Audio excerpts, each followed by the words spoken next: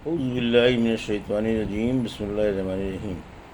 الحمد للہ رب العالمین والصلاۃ والسلام علی سید المرسلین وخاتم النبیین، اما بعد۔ صحیح بخاری، باب کتاب الشرکت، حدیث نمبر 2483، اردو ترجمہ۔ کھانے اور سفر خرچ اور اسباب میں شرکت کا بیان، اور جو چیزیں ناپی یا تولی جاتی ہیں تخمینے سے بانٹنا یا مٹھی بھر بھر کر تقسیم کر لینا، کیونکہ مسلمانوں نے اس میں کوئی مذائقہ نہیں خیال کیا کہ مشترک زاد سفر کی مختلف چیزوں میں سے کوئی شریک ایک چیز لے اور دوسرا دوسری چیز۔ اسی طرح سونے چاندی کے بدل برتن تولے ڈھیر لگا کر بانٹنے میں، اسی طرح دو دو کھجور اٹھا کر کھانے میں۔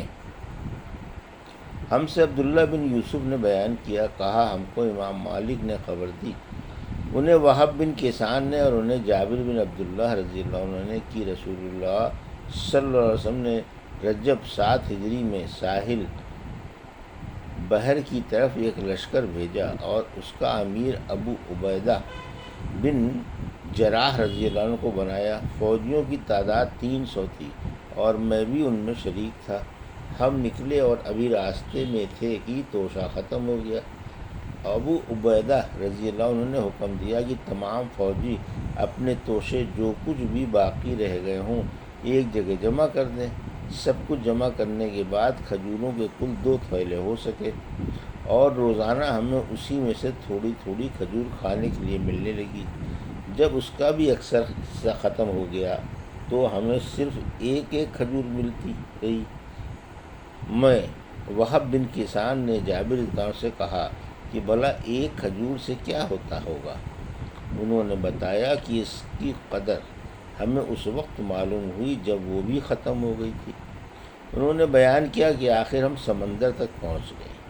اتفاق سے سمندر میں ہمیں ایک ایسی مچھلی مل گئی جو اپنے جسم میں پہاڑ کی طرح معلوم ہوتی تھی۔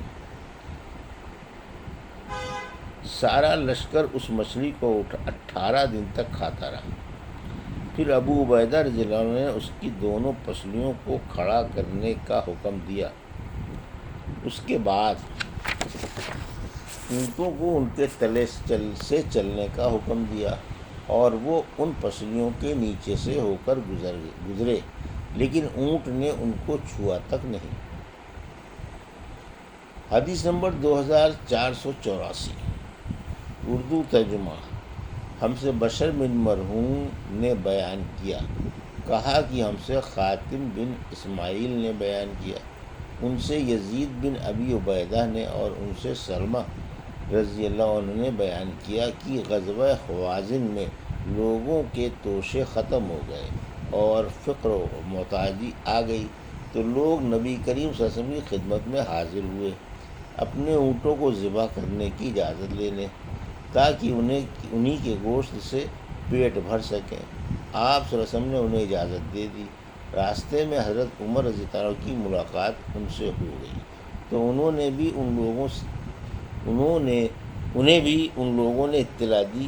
عمر رضی اللہ عنہ نے کہا کہ اونٹوں کو کاٹ ڈالو گے تو پھر تم کیسے زندہ رہو گے؟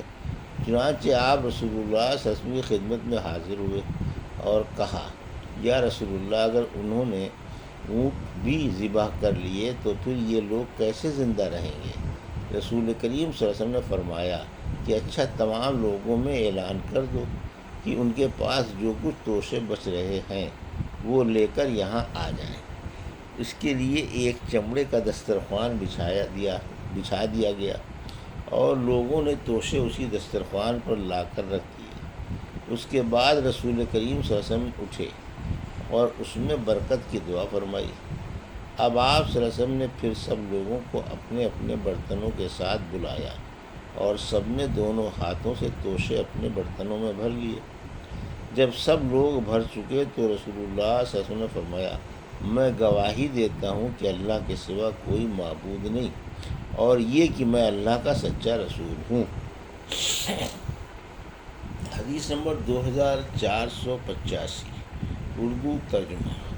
ہم سے محمد بن یوسف نے بیان کیا، انہوں نے کہا ہم سے اوزائی نے بیان کیا، انہوں نے کہا ہم سے ابو نجاشی نے بیان کیا، کہا کہ میں نے رافع بن خدیج سے سنا، انہوں نے بیان کیا کہ ہم نبی کریم صلی اللہ علیہ وسلم کے ساتھ عصر کی نماز پڑھ کر اونٹ ذبح کرتے، انہیں 10 حصوں میں تقسیم کرتے اور پھر سورج غروب ہونے سے پہلے ہی ہم اس کا پکا ہوا گوشت کھا بھی لیتے۔ حدیث نمبر 2486۔ ہم سے محمد بن علاء نے بیان کیا، کہا ہم سے حماد بن اسامہ نے بیان کیا، ان سے برید نے، ان سے ابو بردہ نے اور ان سے ابو موسیٰ رضی اللہ عنہ نے کہ نبی کریم صلی اللہ علیہ وسلم نے فرمایا، قبیلہ اشعار کے لوگوں کا جب جہاد کے موقع پر توشہ کم ہو جاتا، مدینے کے قیام میں ان کے بال بچوں کے لیے کھانے کی کمی ہو جاتی، تو جو کچھ بھی ان کے پاس توشہ ہوتا وہ ایک کپڑے میں جمع کر لیتے ہیں، پھر آپس میں ایک برتن سے برابر تقسیم کر لیتے ہیں، بس وہ میرے اور میں ان کا ہوں۔ حدیث نمبر 2487۔ اردو ترجمہ۔ جو مال دو ساتھیوں کے سانجھے کا ہو وہ زکوٰۃ میں ایک دوسرے سے برابر برابر مجرا کر لیں۔ ہم سے محمد بن عبداللہ بن مسنہ نے بیان کیا، انہوں نے کہا کہ مجھ سے میرے والد نے بیان کیا، انہوں نے کہا کہ مجھ سے ثمامہ بن عبداللہ بن انس نے بیان کیا، ان سے انس رضی اللہ عنہ نے بیان کیا کہ ابو بکر رضی اللہ عنہ نے ان کے لیے فرض زکوٰۃ کا بیان تحریر کیا تھا جو رسول اللہ صلی اللہ علیہ وسلم نے مقرر کی تھی۔ آپ نے فرمایا کہ جب کسی مال میں 2 آدمی ساجی ہوں تو زکوٰۃ میں ایک دوسرے سے برابر برابر مجرا کر لیں۔ یہ تھی صحیح بخاری باب کتاب الشرکتہ کی حدیث نمبر 2483 سے 2487 کا اردو ترجمہ جو ابھی آپ نے سماعت فرمایا۔ اللہ سے دعا ہے کہ اللہ میں حدیثوں کی صحیح سمجھ عطا فرما اور ان پر عمل کرنے کی توفیق عطا فرما، آمین یا رب العالمین۔